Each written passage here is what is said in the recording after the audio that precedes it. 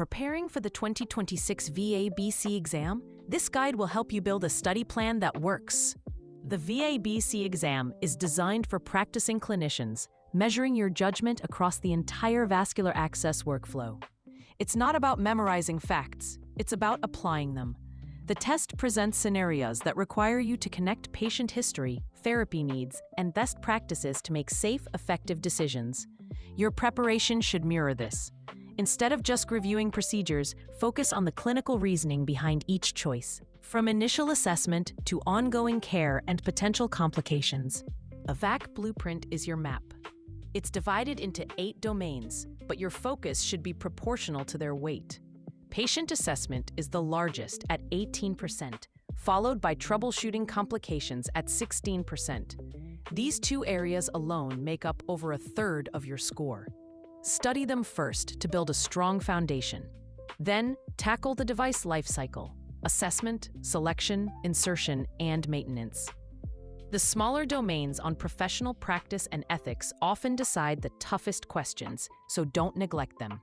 Many VABC questions test your ability to select the right device. The key is to choose the least invasive option that meets the full therapy need.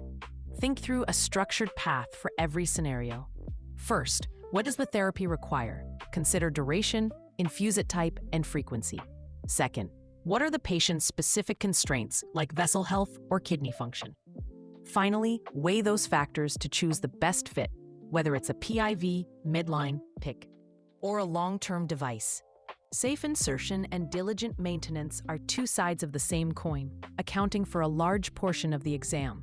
For insertion, focus on prevention, using modified Seldinger technique, visualization tools, and proper tip confirmation to avoid complications. Once a line is in, maintenance is about protecting the patient. This means mastering dressing integrity, hub disinfection, proper flushing, and continuous site assessment. The exam will test your knowledge of how these routine actions prevent serious issues like central line-associated bloodstream infections. When a complication occurs, your first action is critical. The VABC exam will test your ability to respond quickly and safely.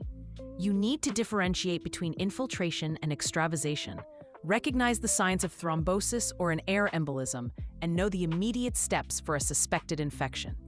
The best answer always prioritizes patient safety. Don't just memorize complication names. Practice the first safe action for each one.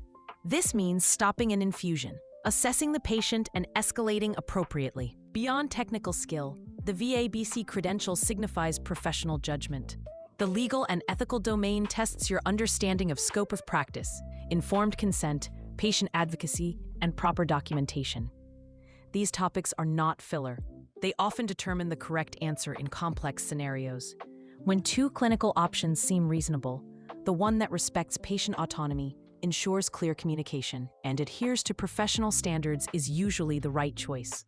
Study documentation as a safety tool, not just a task. You now have the roadmap to prepare for your 2026 VABC exam. It's about building judgment, not just memorizing facts. To put this strategy into action, visit Open Exam Prep.